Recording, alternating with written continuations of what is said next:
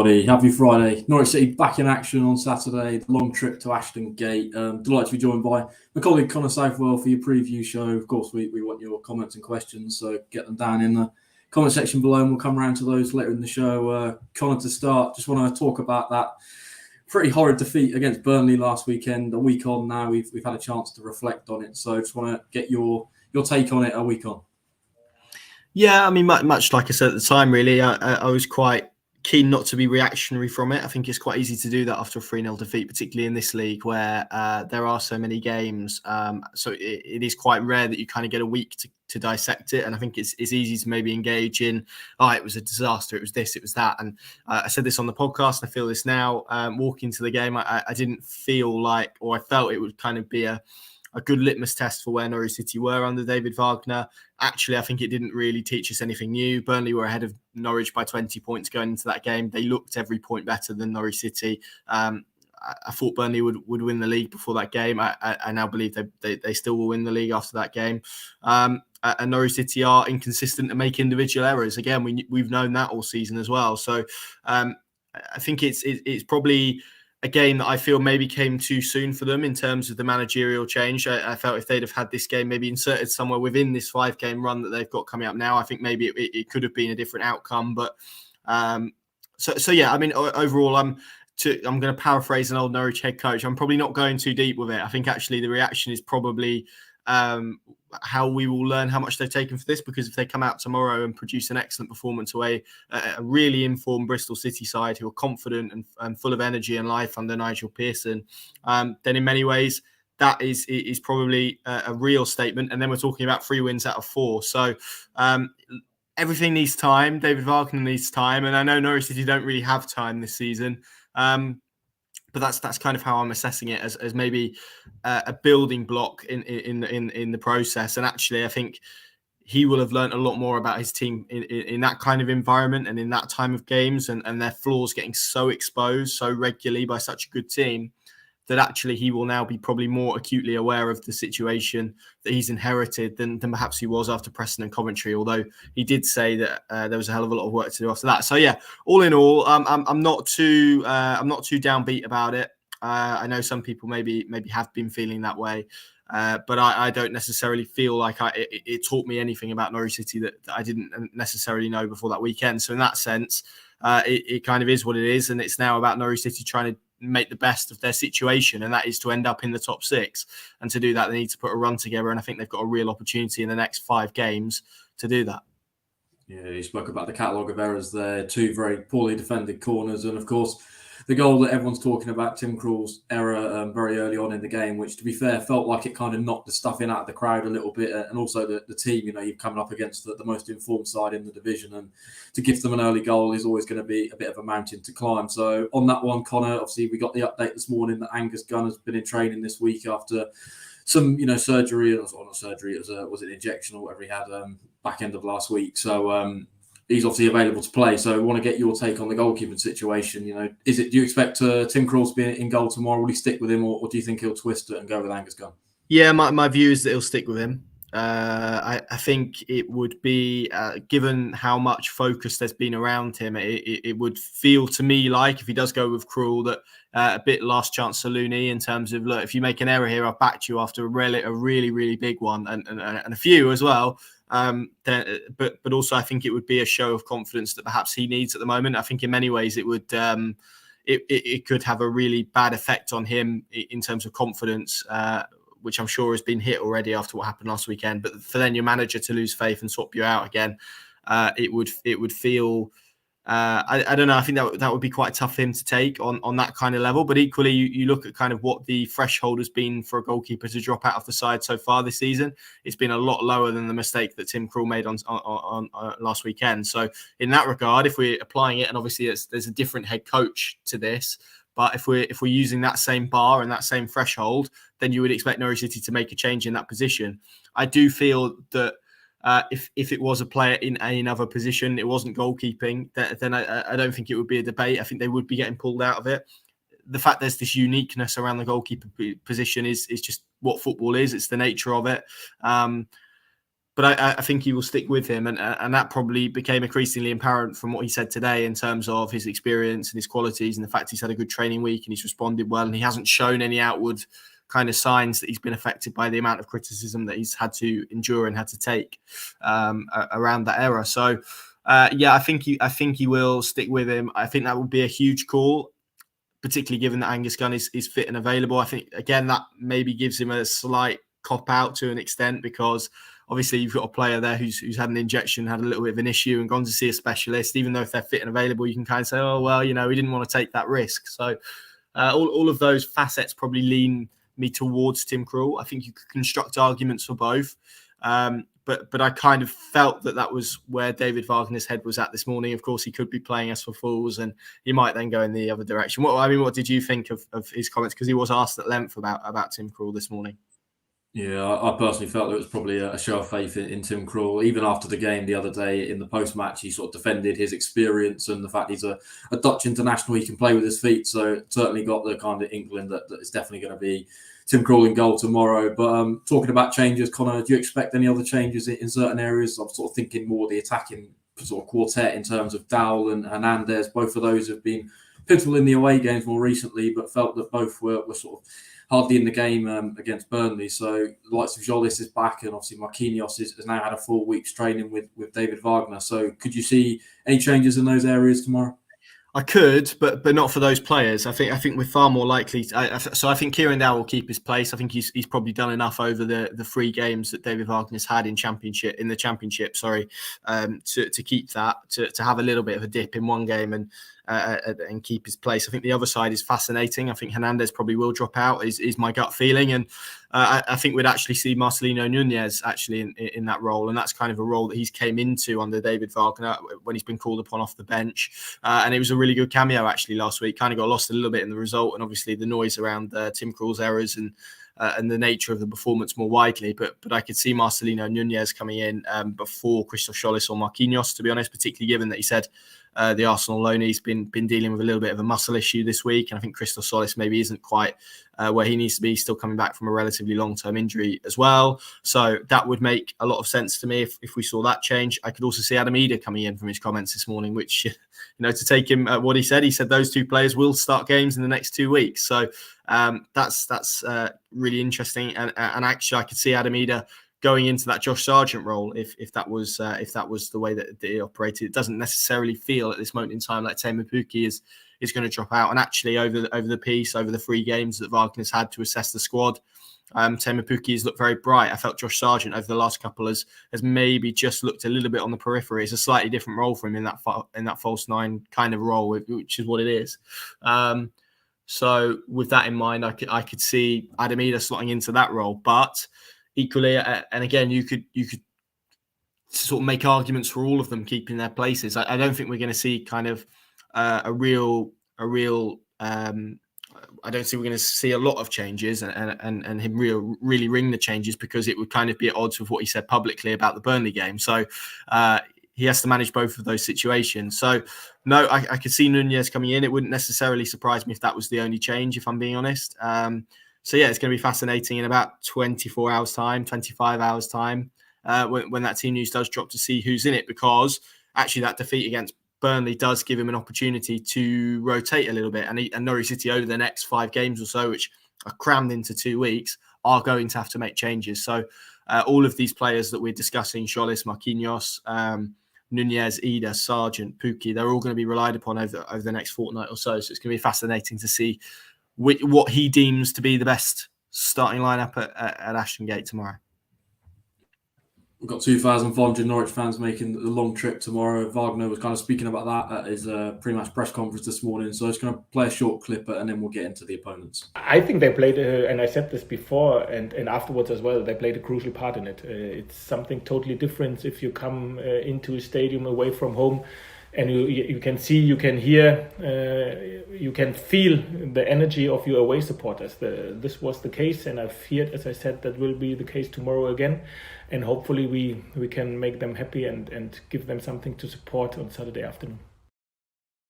Yeah, just picking up on that, Connor. How important are the away fans in these games? We've kind of seen it at Coventry, almost 3,000 Norwich fans on that day, and a very good showing as well at Preston. And it really felt like they kind of got behind the team early doors. And I suppose how important a role could they play tomorrow against a fairly informed Bristol City side? Oh, they're absolutely integral, and actually look at Norwich City's home and away form this season. Actually, their away form is pretty good. I think there's only 4 teams who've taken more points away from home than Norwich City, and they're 6th overall in terms of away records. You compare that to their record at Carrow Road, where they sit in 16th of the amounts of points taken at home. So actually, on the road, it hasn't really been a problem for them. But certainly that away following, I always feel like when we talk about connection, that's kind of the roots of it. If you can really establish a connection with those people who dedicate a lot of their weekends to travel lots and lots and in this case lots and lots of miles to support their team, then those are kind of the people that you need to win over. They're kind of the core, aren't they? Particularly on the road. So almost if you can make them happy, I think that does spread more widely into the fan base, and it explains the positivity and optimism that we everyone kind of felt moving into that game at Carrow Road last weekend, which obviously was burst after 8 minutes, as you say, but.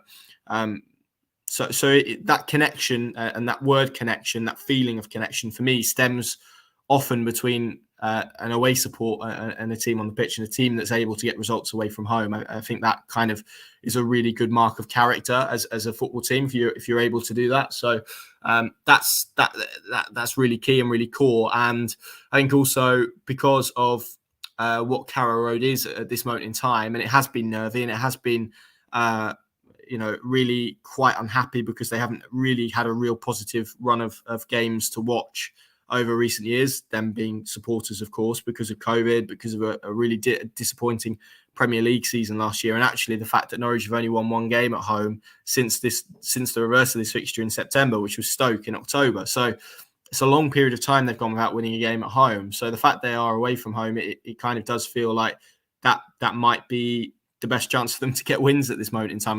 They need to kind of grind one out at home, I think, and an opportunity may come on Tuesday night. But they're massive. They're absolutely massive, particularly when they travel in the numbers and that they are doing on Saturday. And it's such a show of faith in Wagner and his methods and what he's trying to do with his team that so many people are dedicated to do that. And we saw it at Preston, certainly saw it at Coventry as well. But to do it at Bristol City, and we're about to make that trip, and it's going to feel long, and you kind of feel every single mile. It's massive, and it goes to show, I think, the belief that Norwich City fans have in this project and in him as a head coach at this moment in time. And even in spite of last week's defeat, how much positivity there is still around about maybe what the future will hold, and actually even what the rest of this season could hold. Yeah, just changing the topic to Bristol City themselves. Sort of had a little bit of an indifferent season. They had a sort of relatively decent start. I remember when we came down to Carrow Road and they'd won quite a few games in succession, and it really felt like at that point that was a big win for Norwich City and almost a bit of a statement at that point. But I think after that they only won 3 games in 20, but they picked up again more recently under Nigel Pearson. So just want to get your take on Bristol City, Connor, but also they've got a few sort of very talented players in there. Alex Scott is one that's sort of getting a few eyes from Premier League sort of suitors. Definitely, I think, one for the summer. They also obviously lost Semenyo and Bentley in the most recent January transfer window. So, yeah, what do you make of Bristol City and what sort of task are they going to pose tomorrow?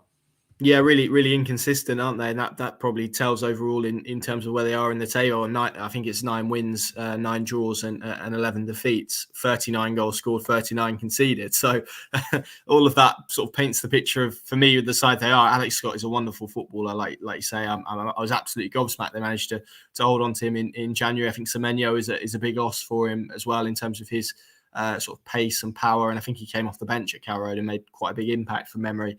But it's possible I'm thinking of the wrong game. And also I think it's a really interesting task because unbeaten in 8? I think David Wagner said this morning. Ashton Gate is going to be packed tomorrow. They've had a campaign themselves to try and get it full for this game. That atmosphere is going to be. I've only ever been to Ashton Gate when it's been empty, and it's quite a magnificent arena. So bar one stand of it, which is the away stand, I think, unfortunately. So atmospherically, it should be a really good atmosphere with obviously a really packed home crowd and a really big kind of away support from Norwich City. That should make for a really good contest. So part of it is going to be managing that.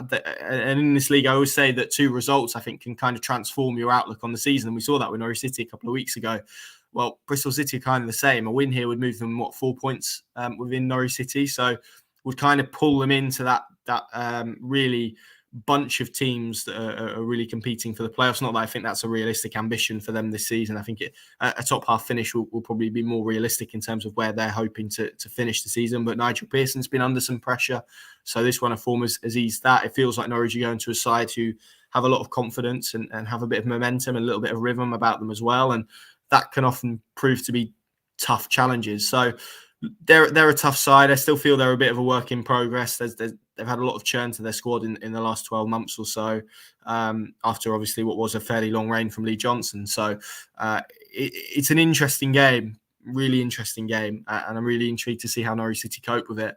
But again, you're right, a statement of intent maybe for those reasons you outlined earlier on in the season. But I think it could be another one in terms of going to a side who's in form and confident and almost disrupting that, because the wins against Preston and Coventry came against teams who weren't in good runs of form, to be honest. And we spoke about that, I think, at the time. But you can only beat, obviously, what's there. So if they were able to go to a team who are 8 unbeaten and going pretty well in the Championship, it's maybe a tick in a box that we could then look towards and saying, well, yes, they did it against 2 teams who are out of form, but now they've done it against a team who are bang in form heading into that game. And that is that I'm sure is a challenge that David Wagner will be setting his squad for this weekend, no doubt about it. Yeah, 17th in the division at the moment. It feels like it's kind of the start of a relatively favourable run of fixtures for Norwich City. So I suppose, Connor, just sort of widening the conversation a little bit away from the actual game, how big are the next 5 games for Norwich on paper? I mean, Bristol City away, Hull City at home, Wigan away, Birmingham at home and Cardiff at home. All, probably games on paper Norwich City should be winning. So I suppose, how crucial are these in terms of where Norwich City are going to finish come the end of the season? Huge. They have to get a high number of points for me. It would set up a run in then to the playoffs, which would look and feel unbelievably different to what it does at the moment. If they were able to extract 4 wins out of 5, 5 wins out of 5, completely changes the complexion of their season and what we're talking about. I think if we see this kind of inconsistency and patchiness and individual errors and an inability to beat teams that which are in the division where those block of teams are, it would probably be really damaging, I think, to their playoff aspirations. So I don't know if I go as far to say season defining, but it certainly does feel like season shaping. It will shape kind of the discourse around that, because I think it's quite a tough run moving into March and beyond that. So if they are able to get a lot of results, a lot of really good performances as well, and a lot of points on the board, then I think we're going to be talking about certainly a playoff contention. If they are unable to do that, then we're going to be looking at mid-table, I think, and we're going to kind of be looking at looking at the playoffs, yearning for them. But the distance to it always feels quite long, which it does at the moment. So really, really important block of games. Obviously, within this block of games, they need to, I think 3 of them are at home, aren't they? It's just Bristol City and Wigan that are away. Home games against Hull, Birmingham, Cardiff. Any team that has aspirations of getting out of this division needs to be winning all 3 of them, to be honest, but certainly to get 7 points from them. So it's a really big period. I mean, I'm looking at March, some of the games, Millwall away, who are in that block of teams going into the playoffs. Sunderland at home, another one. They've got Stoke away, Huddersfield away, Sheffield United at home in April, Blackburn away, Middlesbrough in April as well. So again, it will set up the season for me. If they are able to get a huge number of points, then it completely transforms the conversation and kind of what we're looking at. But there needs to be some evidence that what they are doing in this block of 5 games can become sustained. So huge block of games, and it starts tomorrow. I'm really looking forward to it personally. Yeah, I'm with you. Really looking forward to tomorrow's game. Living into the comments, Joseph saying this should be a good game. I'd agree with that. Graham going with a 3-1 Norwich City win. So Connor, it's kind of got to that point in the show. What's your thoughts ahead of this one? Can Norwich City continue this sort of positive momentum, albeit kind of had a little bit of a slump with that Burnley result, but given their sort of the runaway leaders, probably needs to be put into a little bit of context. So yeah, how are you feeling and a score prediction ahead of this one? Yeah, I'm feeling pretty upbeat about this one. I think Norwich City will win the game. I think for me it's about performance, and that's going to be really really key, I think, to prove that they can respond to this. But like I say, I think it's a block of games that they need to take a high number of points out of, and it starts with this one. And it's going to be a difficult challenge because all of what we've added to this in terms of Bristol City and their form. But if they can do it, it would be 3 successive away wins. That's really, really good form. 9 points from a possible 9 on the road for David Wagner. That would, for me, mark a real departure from what we saw. So, if they can do it, then I think, again, I spoke about kind of season shaping. It's the first step, isn't it? But it would be a really important one. I've got some kind of statistics to throw into the equation for this one.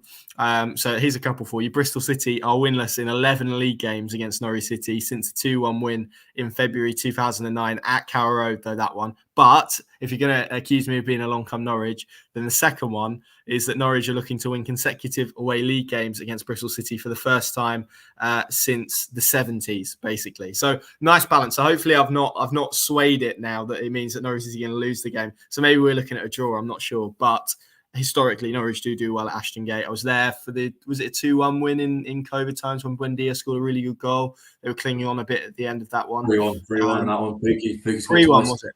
Yes, yeah. There we go. Bristol City were a little bit stronger, I felt, than they are now. So, and we've said this throughout the season. If Norwich turn up, if they perform, they have the quality there to win matches at this level. I think this is a really interesting test for all of the reasons that we outlined. But I'm travelling to Bristol feeling pretty optimistic. What about you, Adam? Yeah, I'm with you. I'm really looking forward to this one. It kind of feels like, travelling on the road, following Norwich at the moment, you sort of can go with sort of fairly positive mindset. I mean, even during Smith's period, they were relatively decent on the road, but it feels like, a 4-0 win and a 4-2 victory on the road more recently, feels like this is another one that Norwich City probably should be getting a result in. So looking forward to it. I think I'm going to go 2-0 Norwich in this one. I'm going to back Pookie to get back on the score sheet. Obviously, he's still chasing that century, so a few more goals for him wouldn't go amiss. That's my sort of gut feeling. So yeah, what's your thoughts in terms of score prediction, Connor? 2-1 for me. I think Norwich will concede, sadly, but I'm with you. I think it'll be a relatively comfortable 2-1. I think they'll control large periods of the game. Probably one that we'll look back on and say, oh, they should have won that by a bigger margin. But that's kind of my inkling. I think it will be 3 points. I hope it will be 3 points, and it would kind of set up this block of games really nicely, I think. And obviously keep Norwich City in touching distance of the top 6. And they've obviously the defeat last weekend has taken them away from that ever so slightly, but it's not irreparable at the moment. So I'm going to go with the 2-1 Norwich away win. Yeah, we take that every day of the week. We're soon going to be setting off for Bristol, an overnight stay there ahead of the big game tomorrow. Lots of great content across our channels. David Wagner's press conference from this morning has just gone live on YouTube, so you can head across there and get all his thoughts ahead of this one. Lots of interesting lines around, Bristol City, Tim Krul, and the FA charge that Norwich City have been charged with this week as well. His sort of thoughts on that one. So that's all in there. Lots of great content as well. Obviously, in terms of Thinker Plus app, you've got Chris Sutton's latest column up there, Ewan Roberts as well. So we've got all the major Norwich City stars of the past. They're columnists for us, so that's well worth a free trial, $1.99 a month thereafter. So we'll be hitting the road. Join us tomorrow at Ashton Gate, obviously for team news at 2 p.m. to see if David Wagner's gone with Tim Krul or Angus Gunn, and obviously lots of other debatable situations in terms of the left back as well. I see that one's still getting conversation on social media. So join us then.